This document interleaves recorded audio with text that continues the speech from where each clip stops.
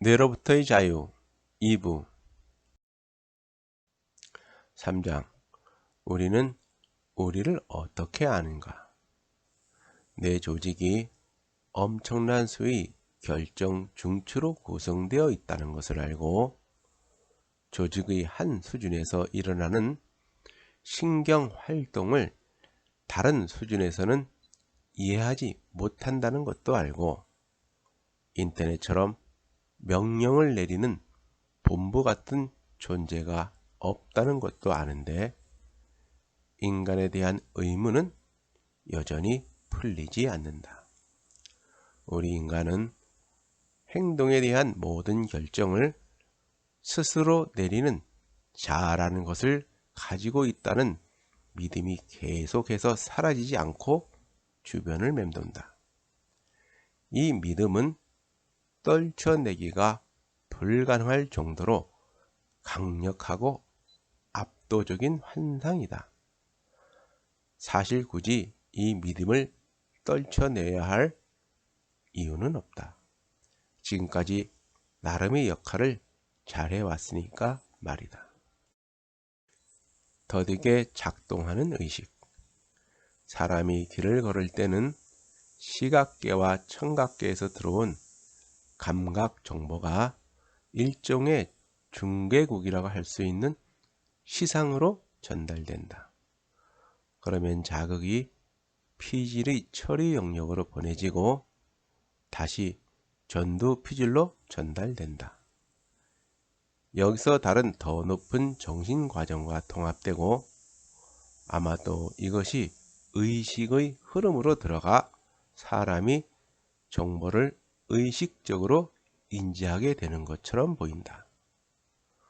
뇌에 들어오는 모든 정보는 시상 아래에 있는 편도체를 통해 비의식적 지름길을 택한다. 이 편도체는 과거에 경험한 위험과 연관된 패턴을 인식하면 뇌관과 직접 연결된 통로를 따라 자극을 보내고 그러면 뇌관은 투쟁, 도피 반응을 활성화하고 경고를 울린다. 그러면 나는 이유도 모른 채 자동적으로 뱀을 보면 펄쩍 뛰게 되는 것이다. 의식적으로 펄쩍 뛰어야 되겠다고 결정을 내리는 게 아니라 의식적 동의 없이 그냥 그렇게 된 것이다. 이렇게 학습에 의해 좀 더 빠른 지름길을 택하는 능력, 오래된 투쟁, 도피 반응은 진화를 통해 더욱 섬세하게 다듬어져 왔다. 나는 이 의문에 대한 답을 제시하면서 어떤 면에서는 이야기를 만들어냈다. 과거 사건에 대해 허구의 이야기를 제시함으로써 그것이 사실이라고 믿은 것이다. 내가 펄쩍 뛴 진짜 이유는 편도체가 설정해 놓은 공포 반응에 자동적으로 그리고 비의식적으로 대응했기 때문이다. 내가 이야기를 만들어낸 이유는 우리 뇌가 인과관계를 추론하도록 만들어졌기 때문이다. 뇌는 흩어진 사실들을 이해하기 위해 사건을 설명하도록 만들어졌다. 내가 뱀을 의식적으로 인식하기 전에 펄쩍 뛰었다는 사실은 뇌가 알아차리지 못했다. 우리가 자기 자신의 행동에 대해 설명하는 것은 모두 비의식적 처리 과정을 거치지 않고 사후 관찰한 사실을 사용하는 사후 설명이다. 그뿐 아니라 우리의 좌뇌는 그때그때 상황에 따라 말이 되는 이야기를 만들어내기 위해 사실을 조금씩 날조한다. 이야기가 사실에서 너무 멀리 벗어날 때쯤 돼서야 비로소 우뇌가 개입하여 자뇌에 제재를 가한다. 이러한 설명은 모두 우리의 의식으로 들어오는 정보를 기반으로 만들어지지만 현실은 행동과 느낌이 우리가 의식적으로 인식하기 전에 일어난다는 것이다. 그런데 그 대부분은 비의식적 과정의 결과이며 비의식적 과정은 결코 설명이 되지 않는다. 뇌는 의식하기 전에 처리한다. 의식은 시간을 필요로 하지만 우리에게 늘 시간이 주어지는 것이 아니나 우리 선조들은 생명을 위협하거나 경쟁에서 이겨야 하는 상황에서 빠르게 움직였던 사람들이다. 느린 사람들은 자손을 번식할 만큼 오래 살아남지 못했기 때문에 우리의 조상이 되지 못했다. 자연 선택은 비의식적 과정을 계속 요구한다. 의식적 과정은 비싸다. 시간이 많이 들 뿐 아니라 기억력도 많이 필요하다. 반면에 비의식적 과정은 빠르고 규칙에 따라 움직인다. 의식적인 생각은 느리다. 자동성은 우리를 훨씬 편하게 만든다. 우리가 전문가가 될 수 있는 이유는 다 자동 처리 과정 덕분이다. 이는 뇌 속의 패턴 인지 체계가 훈련을 통해 비정상 조직의 패턴을 자동으로 인식하게 되었기 때문이다. 자뇌의 놀라운 작화 능력. 인간이 혼란 속에서 질서를 찾으려 하는 것도 모든 것을 이야기로 만들고 상황에 맞추려 하는 것도 모두 자뇌 때문이다. 자뇌가 적응이 불가능한 상황에서도 이 같은 경향을 보인다는 것은 이상하다. 왜 우리는 정확성을 떨어뜨릴 수 있는 이 같은 체계를 가지고 있는 것일까? 바로 자뇌는 대부분의 경우에 상황에 적응할 수 있기 때문이다. 해석기가 작동하는 방식. 자뇌의 해석기가 사건에 대한 설명이나 원인을 찾도록 만들어졌다는 사실을 이해하고 나면 이 해석기가 온갖 상황에서 작동하고 있음을 쉽게 알 수 있다. 해석기는 원인과 결과를 추론하도록 만들어졌다. 현재 인지 상태에서 얻은 정보와 주변 상황에서 얻은 단서를 사용하여 끊임없이 세상을 설명한다.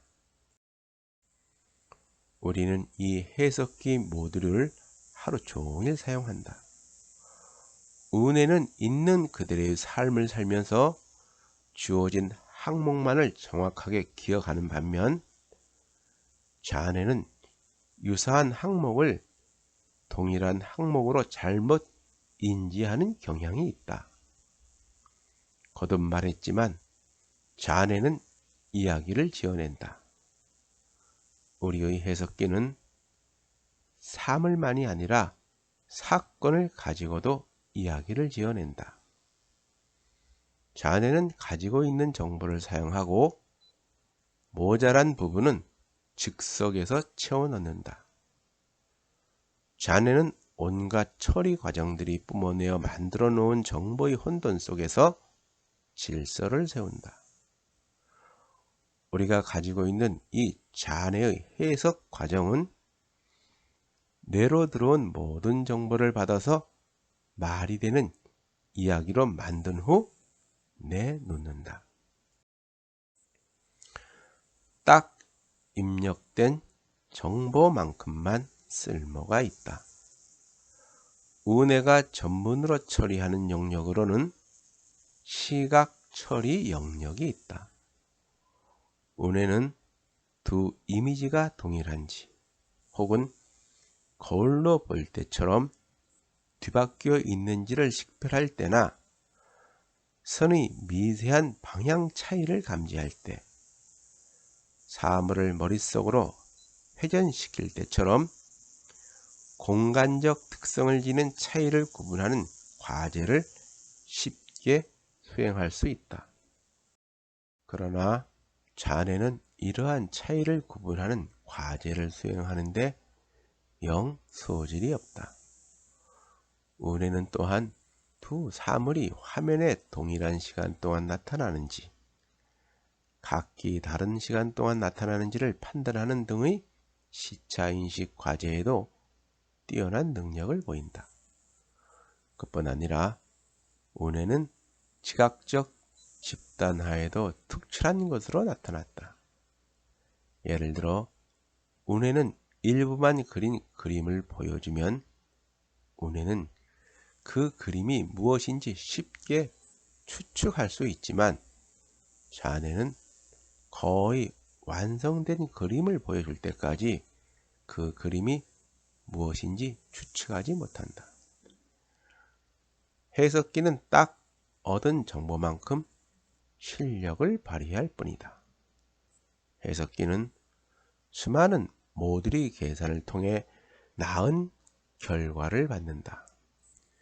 해석기는 그것이 받은 정보를 가지고 사건을 설명하는 모듈이다.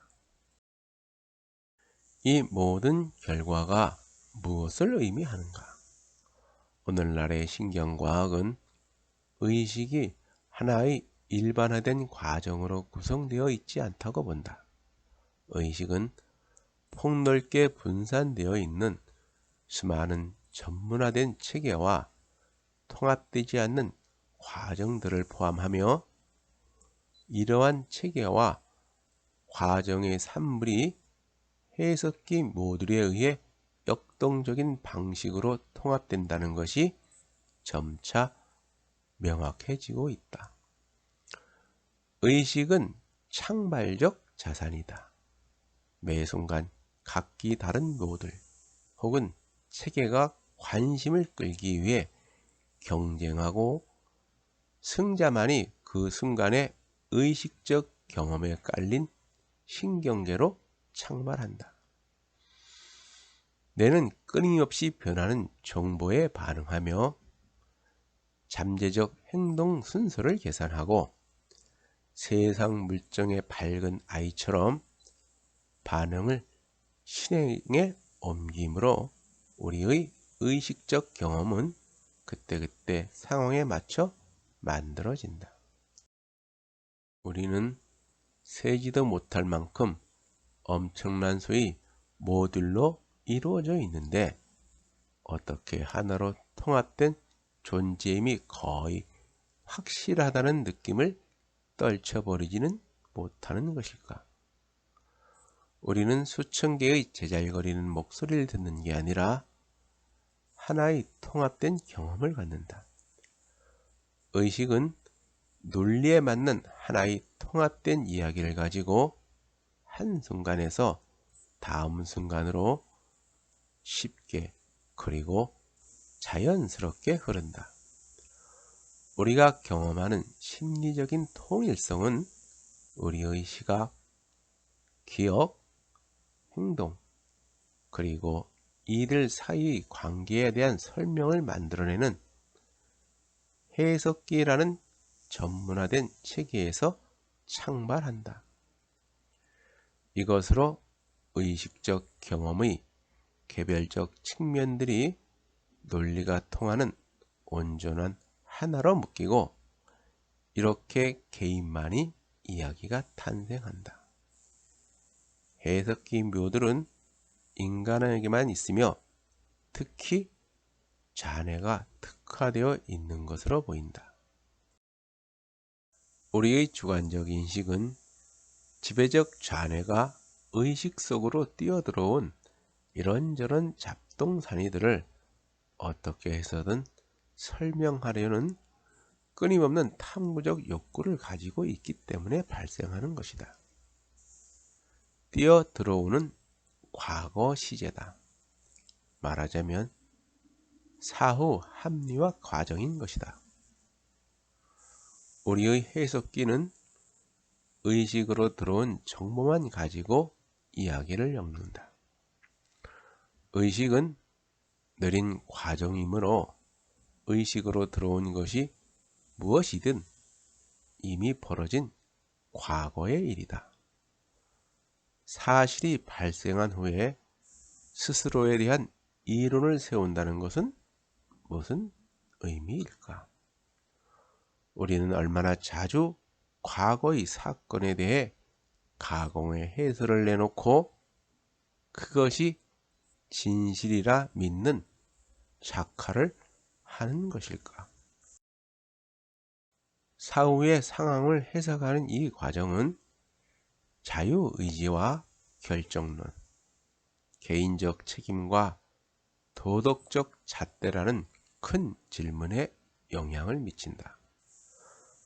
이 같은 큰 질문에 대해 생각할 때는 항상 이 모든 뭐들이 진화라는 과정을 통해 선택된 정신체계라는 사실을 기억하고 또 기억해야 한다. 이러한 체계를 소유한 개인이 선택을 하고 이 선택이 생존과 번식으로 이어졌다. 이 개인들이 바로 우리의 조상이 되었다. 4장. 무엇이 우리의 행동을 조종하는가? 인간의 해석기가 우리를 함정에 빠뜨렸다. 그것은 자아라는 환상을 만들고 그와 함께 인간은 행위의 주체이며 자유롭게 자신의 행동을 결정한다고 생각하게 만들었다. 이는 많은 면에서 긍정적이고 훌륭한 자질이다. 인간이 지적으로 발전하고 명백하게 지각할 수 있는 눈앞의 사물 너머의 관계를 보게 되면서 삶의 의미가 무엇인지 궁금해하기까지는 얼마나 오랜 시간이 걸렸을까? 우리는 해석기는 이야기와 서사를 제공하고 스스로 중요한 결정을 내리며 자유의지를 실천하는 주체라고 믿는다. 이 환상은 너무나 강력해서 제 아무리 많은 분석 결과가 나와도 인간이 의지와 목적을 가지고 행동한다는 느낌을 지울 수는 없을 것이다. 의지를 가진 단 하나의 자아가 있다는 환상을 깬다는 것은 결코 쉽지 않는 일이다. 우리가 완전히 자유로운 주체가 아니라는 사실은 받아들이기 어렵다. 자유의지라는 환상을 이해하기가 어렵다면 이런 질문을 생각해 보자. 대체 우리 인간은 무엇으로부터 자유롭기를 바라는 것일까? 자유의지가 대체 무슨 뜻이란 말인가? 당신이라고 여겨지는 자아는 중앙통제센터가 있어 모든 상황을 지휘하며 인과 법칙에서 자유롭고 스스로 행동한다. 당신은 외부의 통제와 강압, 충동, 망상, 절제력의 부족에서 자유로울 수 있다. 하지만 오늘날에는 내가 정신을 만들어낸다고 보며 당신이란 곧 중앙 통제실이 없는 병렬 분산된 뇌에 지나지 않다고 배우지 않았나. 기계 속에 유령 같은 존재가 있는 것도 아니고 당신이라는 비밀스런 존재가 있는 것도 아니다. 당신이 그렇게 자랑스러워하는 당신이란 존재는 해석기 묘들이 당신의 행위를 최대한 설명하기 위해 만들어낸 이야기다. 우리는 우리의 신체 기능이 자동적으로 이루어지는 것을 보았다.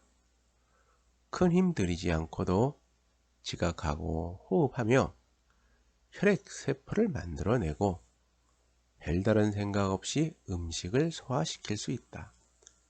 우리 인간은 또한 특정 사실들을 자동적으로 믿는다. 자네의 해석기가 가진 이야기 능력 역시 또 다른 자동장치여서 통합체 혹은 목적이라는 환상을 불러일으키지만 이는 사후에 해석된 환상이다. 그렇다면 우리가 자동 조종 장치에 의지하고 움직이고 있다는 말인가? 우리가 하는 행동과 생각 그리고 인생 전체가 미리 결정되어 있는 것일까? 뉴턴이 창조한 세계의 불편한 진실. 아이작 뉴턴 덕에 물리학자들은 2세기 동안 완벽한 측정 값을 얻는 게 가능하며 값을 얻고 나면 모든 계산이 깔끔하게 맞아떨어질 거라고 믿었으니까. 방정식에 숫자를 넣으면 항상 같은 값을 얻듯이 말이다. 뉴턴은 케임브리지 대학교에 다니던 시절 흑사병이 돌아 2년간 학교 문을 닫게 되자 그는 난로 옆에 앉아 갈릴레오와 케플러를 읽고 미적분을 만들어냈다. 뉴턴은 우주의 원리를 몇 가지 수학 공식으로 축소시켜 놓았다. 우주의 원리가 일련의 결정된 법칙을 따른다면 모든 것은 태초부터 정해져 있는 셈이다. 결정론은 자연 법칙에 따라 조합된 선행 사건이 있어야 인간의 인지, 결정, 행위를 포함한 현재와 미래의 모든 사건, 행동이 일어난다는 철학적 믿음이다. 이를 거꾸로 생각해 보면 모든 사건과 행동 등은 미리 정해져 있고 원리적으로는 모든 변수를 알면 앞일을 예측할 수 있다는 말이 된다. 뉴턴의 법칙에선 그 역도 성립한다. 즉, 시간에는 방향이 없다는 것이다. 그러나 현재의 상태로 과거의 일을 알 수가 있다. 결정론자들은 우주와 우주에 속한 모든 사물이 인과 법칙에 완전히 지배받는다고 믿는다. 이 개념으로 인한 파문이 거의 모든 사람을 괴롭히고 있다. 우주와 그 안의 모든 사물이 미리 정해진 법칙을 따른다는 것은 개개인이 자신의 행동에 아무런 책임이 없다는 말처럼 느껴진다. 뉴턴이 만류인력 법칙을 발표했을 때 일어난 혼란이 바로 이런 것이었다. 많은 과학자와 결정론자들은 이것이 진실이라 믿는다. 우리는 믿지 않지만 말이다. 우주가 이 드레스를 사게 만들었어 라거나 우주가 이 스포츠카를 사게 만들었어 라는 말은 식사 자리에서는 잘 통하지 않을 것이다. 하지만 만일 우리가 논리적인 신경과학자라면 어떨까? 결정론적 세계에서 자유의지는 가능한가? 우리는 우리 몸이 결정론적 법칙에 따라 자동 운행하는 차를 타고 그저 흥얼거리며 따라가는 존재라는 개념을 받아들인다. 다행히 우리는 의식적으로 음식을 소화시키거나 심장을 뛰게 하거나 폐가 호흡하게 만들 필요가 없다. 하지만 우리의 사고와 행동에 관한 한 그것들이 미리 정해진 법칙에 따라 무의식적으로 이루어진다고 생각하고 싶지는 않다. 하지만 내가 의식하기 전에 이미 행동은 끝나고 처리되고 망쳐지기도 한다는 사실은 여전하며 당신이 이 사실을 실험적으로 보여줄 수 있다. 당신이 자뇌에 있는 해석 체계는 의식이 출현하는 시점을 뒤로 돌려 행동의 원인을 설명한다. 양자역학, 벌집을 들쑤시다. 뉴턴의 법칙이 전적으로 보편적인 법칙이라며 모두가 만족하고 있던 그 순간 물리학자들은 원자가 이른바 보편적인 법칙을 따르지 않는다는 사실을 발견했다. 물체를 이루는 원자가 정작 그 물체가 따르는 법칙을 따르지 않는다면 어떻게 뉴턴의 법칙이 근본적인 법칙이 될 수 있을까? 원자, 분자, 아원자 입자는 우리 집 거실에 놓인 공처럼 움직이지 않는다. 사실 이들은 공이 아니라 파동이다. 아무것도 아닌 것이 파동 말이다. 입자는 파동과 유사한 속성을 지닌 에너지 다발이다. 양자의 세계에선 이상한 일들이 일어난다. 이는 뉴턴의 법칙이나 맥스웰의 고전적인 전자기학 법칙으로는 설명할 수 없는 현상이다. 양자 이론은 분자를 구성하는 입자와 원자를 적절히 설명해주며 그 통찰력으로 트랜지스터와 레이저가 탄생했다. 하지만 양자역학에도 철학적 문제가 잠복해 있다. 파동의 시간에 따라 어떻게 변화되는지를 결정론적 관점에서 설명한 슈레딩거 방정식으로는 전자가 언제 어떤 상태로 궤도의 어느 위치에 존재하는지 예측할 수 없다. 이는 어디까지나 확률적인 것이다. 그 위치를 파악할 수 있다 하더라도 측정 행위 자체가 측정하지 않았다면 변하지 않았을 값을 왜곡시킬 것이다.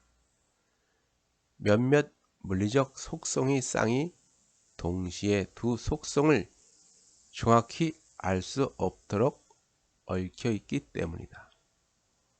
어느 한쪽을 정확하게 측정하여 구속할수록 다른 한쪽은 부정확해지는 것이다. 베르너 하이젠베르크는 이를 불확정성 원리라 불렀다. 이 불확정성은 물리학자와 그들이 결정론적 관점에 눈에 가시 같은 존재였으며 이 때문에 그들은 다른 식으로 생각할 수밖에 없었다. 창발, 물리학을 새로 쓰다. 창발은 전혀 평형하지 않는 복잡한 미시적 구조가 스스로 새로운 구조로 조직되어 전에는 없던 새로운 속성을 나타내는 거시적 구조가 되는 것을 뜻한다. 이에 관해서는 두 가지 학파가 있다. 약한 창발에서는 새로운 속성이 원자 수준에서 일어나는 상호작용의 결과로서 발생하며 새로 나타난 속성은 각 구성 요소들로 환원이 가능하다. 즉, 한 차원에서 다음 차원으로 변하는 움직임을 밝혀낼 수 있는 것이다. 이쪽이 결정론적 관점이다.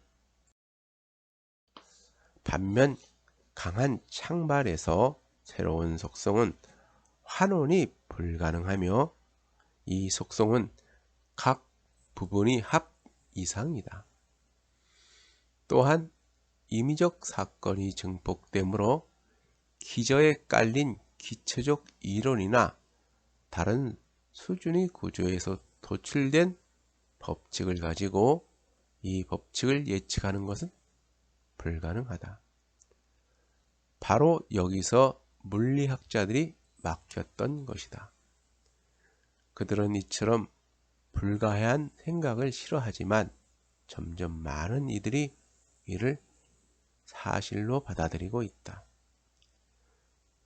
생물학적 시스템이 그렇듯 시간도 거시적 차원에서 굉장히 중요하다. 창발은 물리학에서만 적용되는 것이 아니다. 창발은 구조화된 모든 시스템에 적용된다. 대부분의 물리학자들에게 명백해진 것은 구조들의 차원이 서로 다르다면 이들은 서로 다른 법칙이 지배되는 완전히 다른 종류의 상호작용이 일어나는 상이한 조직이며 한 구조가 다른 구조로부터 창발하기는 하나 그것이 예측 가능한 방식은 아니라는 점이다. 우리 집의 노인공은 양자역학이 설명한 대로 움직이는 원자들로 이루어져 있다. 그리고 미시적인 원자가 한데 모여 거시적인 공을 이루고 나면 뉴턴이 관찰하여 묘사한 바 있는 새로운 움직임이 창발한다. 뉴턴의 법칙은 근본적인 것이 아니라 창발한 것으로 드러났다.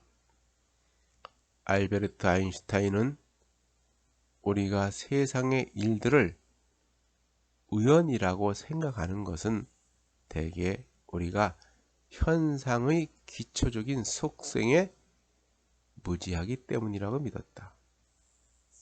반면 닐스 보어는 확률 분포는 근본적인 것으로 줄일 수 없는 속성이라고 믿었다.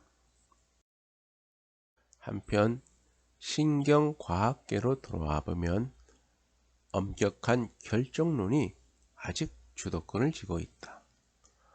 엄격한 결정론자들은 하나 이상의 다른 차원이 있다는 사실을 받아들이기 어려워한다. 그들은 더 높은 차원에서 발생하는 창발이 수반되는 급진적이고 새로운 개념의 가능성을 받아들이는데 힘겨운 시간을 보내고 있다. 왜 그럴까? 내 기능은 자동적으로 작동하며 우리의 의식적 경험은 사후에 받아들여진 것이라는 명백한 증거들이 너무 많기 때문이다.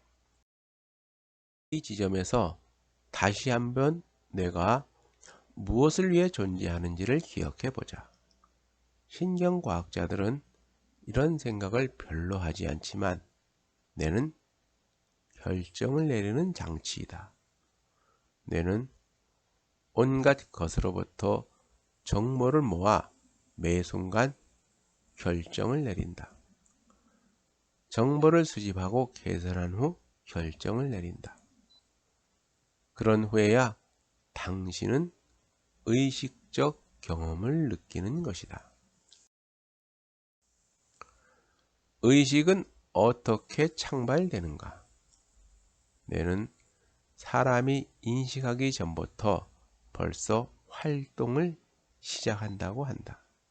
그뿐 아니라 스캔한 뇌를 살펴보면 사람이 앞으로 무슨 일을 할지도 미리 예측할 수 있다. 이것이 담고 있는 함의는 차라리 충격적이다.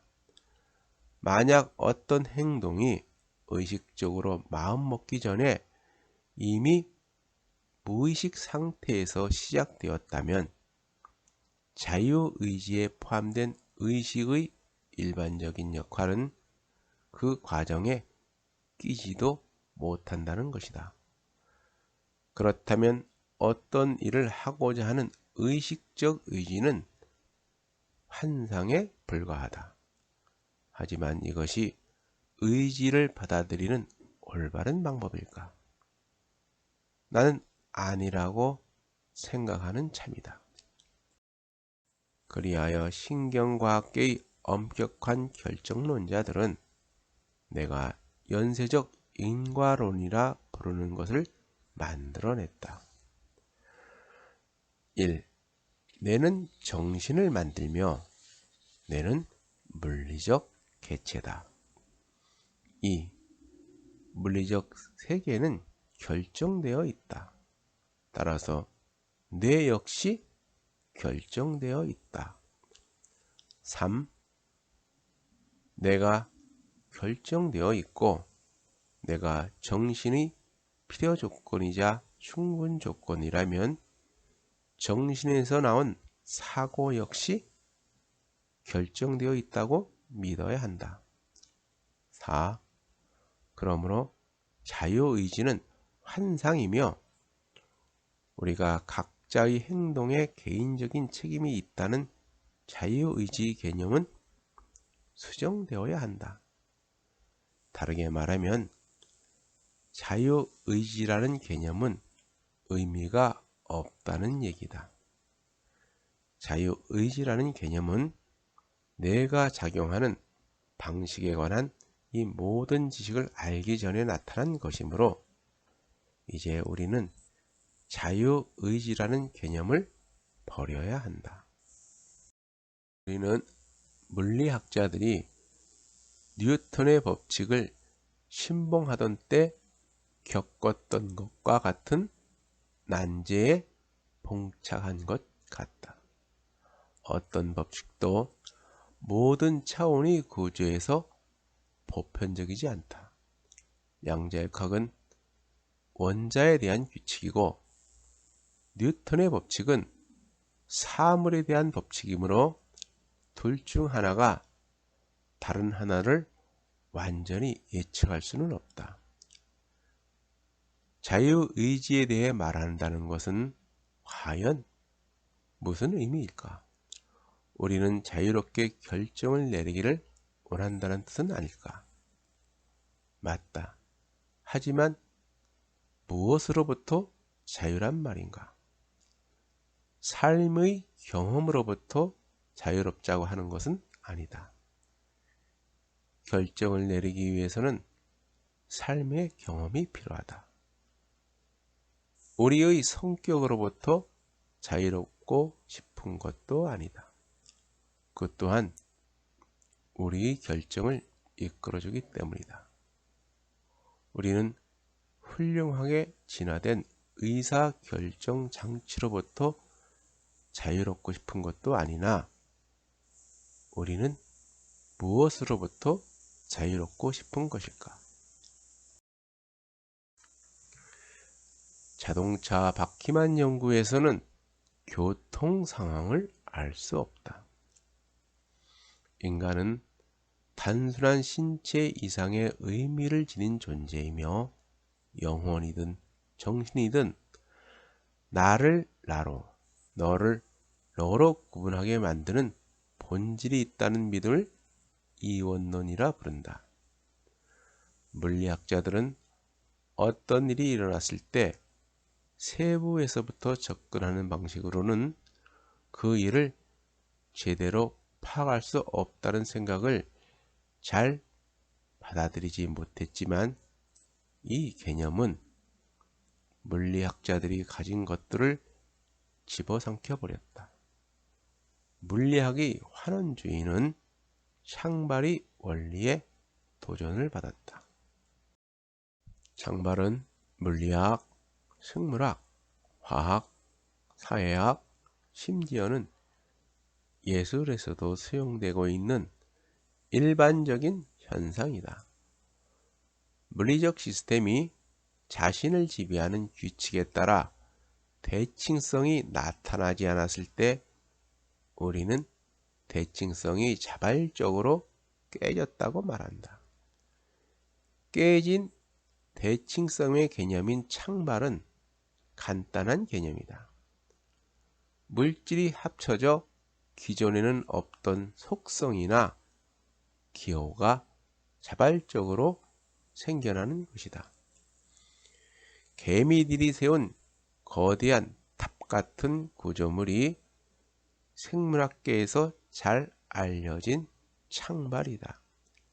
이 구조물은 개미 집단이 일정한 크기에 다다랐을 때 나타난다. 그리고 이 구조물은 작은 집단에 있는 개미 한 마리 한 마리 행동을 연구해서는 알 수가 없다. 아직 많은 신경과학자들이 창발 개념을 완강히 거부하고 있다. 나는 이 부분에서 신경과학자들이 문제를 바라보는 방법이 잘못됐다고 생각한다. 창발은 신비한 유령이 아니라 한 차원의 구조에서 다른 차원으로 이동하는 것이다. 창발을 이해하는 열쇠는 서로 다른 차원의 구조가 있다는 사실을 이해하는 것이다. 창발, 시스템이 답이다. 현대의 신경학자들은 인간 행동이란 경험에 따라 인도되는 확률적으로 결정된 시스템의 산물이라고 생각하기를 좋아한다. 그렇다면 어떤 식으로 행동을 인도한단 말일까? 두뇌가 의사결정장치로서 이를 위해 정보를 모으고 제공한다면 경험의 결과이거나 사회적 상호작용의 결과인 정신상태가 미래의 정신상태를 통제하거나 영향을 줄 수 있을까? 종합해보면 우리에겐 소립자 물리학 수준에서 발생해 원자 물리학, 화학, 생화학, 세포 생물학, 생리학을 거쳐 정신 기능으로 나타나는 다양한 계층의 창발 시스템이 존재한다는 것이다. 5장. 우리는 어떻게 더불어 사는가? 아기는 모방을 통해 처음으로 사회라는 세상에 들어선다. 아기들은 자신이 다른 사람과 같다는 것을 이해하고 사람들의 흉내를 내지만 다른 물체의 움직임은 흉내내지 않는다. 이는 인간의 뇌에 특정한 회로가 있어서 생물적인 움직임과 사물의 움직임을 구분하고 또 다른 회로를 통해 얼굴과 얼굴의 움직임을 파악하기 때문이다. 경쟁과 협력이 뇌를 키운다. 어떤 힘이 그렇게 인간의 두뇌가 커지도록 끊임없이 몰아갔는가에 관해서는 많은 이론들이 있다. 그 중에서도 자연 선택과 성 선택을 거쳐 이제는 두 가지 요인이 작용했다는 설명이 받아들여지고 있다. 점점 많은 신진대사를 소비하는 뇌를 배분리할 수 있는 충분한 열량의 식단과 커다란 집단에서 살며 겪게 되는 도전이 두 요인이다. 무리를 지어 살면 거기에 따른 문제가 발생한다. 식량과 배우자 등 제한된 자원을 두고 다른 구성원과 벌이는 경쟁이 그 중에 하나다. 대부분의 원숭이와 유인원들이 장기간 존속되는 집단에서 살아간다. 그러니 자원을 두고 다투는 가장 큰 경쟁 상대는 친숙한 동족인 셈이다. 경쟁 우위는 다른 구성원들의 능력과 비례하여 작용하기 때문에 사회적 지식에 바탕을 둔다. 사회생활에 경쟁만 있는 것이 아니다. 협력도 꼭 필요한 일이다. 서로 협력하지 않는다면 공동 사냥 같은 활동은 제대로 이루어질 수 없다. 사라진 방랑벽. 수많은 힘들이 진화를 이끌기 때문에 어느 한 측면에만 너무 집중하지 않도록 주의를 기울여야 한다. 기원전 1만 5천 년 사이 지난 수천 년 동안 축적된 수많은 것들이 함께 모여 생활 방식의 중대한 변화를 가능하게 했다. 마지막 빙하기가 끝나가고 있었다. 불을 통제할 수 있게 되었고 더 효율적인 사냥이 가능해졌으며 개도 길들였다. 생선 소비가 증가했고 저장 가능한 곡식에 더 많이 의존하게 되었다. 그리하여 정착 집단을 만들고 인구가 늘어나는 사이 기원전 7천년경 누군가 굉장한 생각을 해냈다. 농경이 무대에 등장한 것이다. 이는 기원전 6천년에서 4,500년 사이에 계속해서 전문화됐다. 농경을 위해서는 집단 내의 더 많은 상호 의존도가 요구된다. 이는 다시 지위와 권력 차이의 커다란 가능성을 만들어낸다. 또 한편으로 이 시기에 자연적이고 종교적인 기술들과 사회 규칙과 소문과 집단을 통제하고 조직할 도덕적 입장이 발달했다. 진화의 궤도에 올라탄 사회적 뇌. 중요한 것은 우리의 자동 공정 능력과 더불어 종합적인 생활 환경이 우리의 행동과 사고와 어쩌면 유전자에까지 영향을 미치고 변화를 일으킨다는 점이다. 원시 시대의 사회적 행위는 정착 생활이 이루어지기 전까지 거의 정체 상태에 있었다. 하지만 정착 생활과 그에 수반된 문명이 복잡한 사회적 행위와 사회적 두뇌가 발달할 수 있는 환경을 제공했다.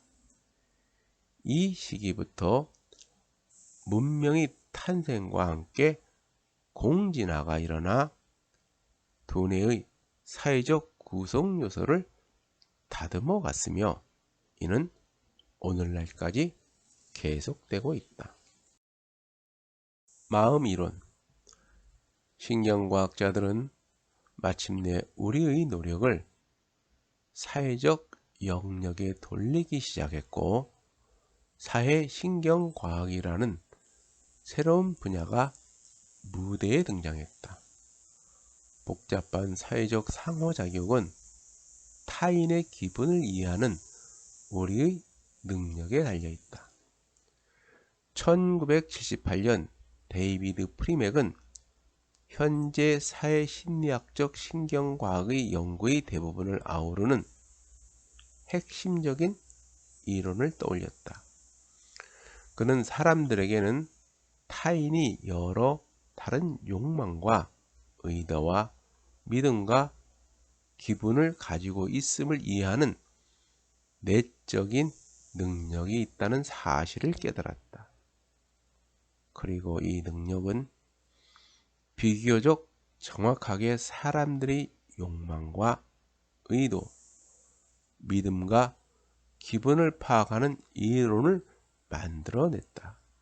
그는 이 능력을 마음 이론이라 부르고 다른 동물도 얼마나 이런 능력을 갖췄는지 알고 싶어 했다.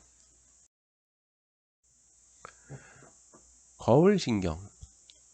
1990년 중반 자코모 리졸라티와 그의 동료들은 마카크 원숭이 손으로 쥐는 신경을 연구하던 중 눈에 띄는 것을 발견했다. 그리고 연구진은 곧 자신들이 동물이 다른 개체의 기분을 이해하는 피질 영역의 기원을 발견했다는 것을 알게 됐다. 연구진은 원숭이들이 포도를 잡을 때 다른 원숭이들이 포도를 잡는 모습을 볼 때와 똑같은 신경이 점화된다는 것을 발견했다. 그들이 이를 거울신경 또는 공감 뉴런이라고 불렀는데, 이는 최근 신경과학의 가장 획기적인 발견이었다. 거울신경은 행위의 관찰과 모방 사이가 신경적으로 연결되어 있으며 타인의 행동을 이해하고 받아들이는 피질 기질이 있다는 사실을 증명하는 첫 번째 확실한 증거였다. 최초의 발견 이후로 인간의 거울신경계는 마카쿠 원숭이보다 훨씬 광범위하게 퍼져 있으며 질적으로 다르다는 것이 밝혀졌다. 원숭이의 거울신경은 손과 입의 움직임에만 제한되어 있으며 목표 지향적인 행동에만 점화된다. 아마 이로 인해 원숭이의 모방 능력이 제한되는 것 같다. 하지만 인간은 신체 모든 부위의 움직임에 거울신경이 반응하며 목표가 없는 행동에 대해서도 점화한다. 사실 어떤 행동을 상상만 해도 거울신경이 활성화된다. 거울신경은 행동의 모방에 관련되어 있을 뿐만 아니라 행동의 의도를 이해하는 데에도 연관이 있다. 모방과 흉내내기. 얼굴은 가장 중요한 사회적 특징으로 우리 감정을 반영한다. 얼굴은 타인이 감정에 반응하기도 한다. 행복한 얼굴, 무표정한 얼굴, 화난 얼굴을 0.03초 동안만 보여주어도 각 감정에 따라 얼굴 근육이 눈에 띄게 반응할 것이다. 우리가 얘기할 것은 무의식적 모방 혹은 흉내내기이다. 우리는 끊임없이 다른 사람들을 흉내낸다. 하지만 너무 빠르게 벌어지는 일이라 이를 지각하지 못할 뿐이다. 우리는 타인의 표정이나 자세, 말의 억양과 강세, 심지어는 말하는 방식이나 사용하는 단어까지 무의식적으로 흉내낸다. 우리는 타인의 버릇을 무의식 중에 따라하는 것만 아니라 낯선 사람이 우리의 버릇을 흉내내면 그에게 호감이 생기고 더 부드럽게 대한다. 당신은 비슷한 사람을 무의식 중에 좋아하게 되고 그와 관계를 맺는다. 누군가 우리를 흉내내면 우리는 흉내내지 않는 사람보다 흉내낸 사람들에게 더 협조적이다. 우리는 또한 좋아하는 사람들에게 더 동조적인 경향이 있다. 상대의 표정과 말투, 자세와 몸 동작을 자연스럽게 흉내내어 상대와 감정적으로 비슷해지는 현상을 감정전이라고 부른다. 흉내내기는 확실히 사회적 교류라는 기계에 윤활유처럼 작용하며 긍정적인 사회적 행동을 증가시킨다.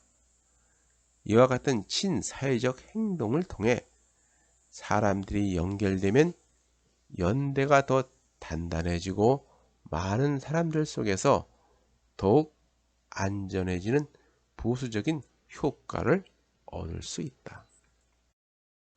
하지만 여기에 경쟁이나 다른 집단의 구성원이 등장하면 문제는 달라진다. 사람들은 경쟁 관계에 있는 사람이나 동의하지 않는 정치인의 표정을 흉내내지 않는다.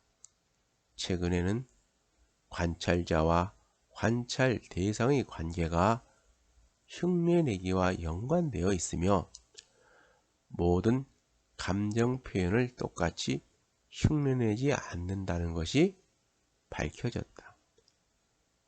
행복감은 늘 흉내내게 되지만 부정적인 표정은 상대가 누구냐에 따라 달라진다.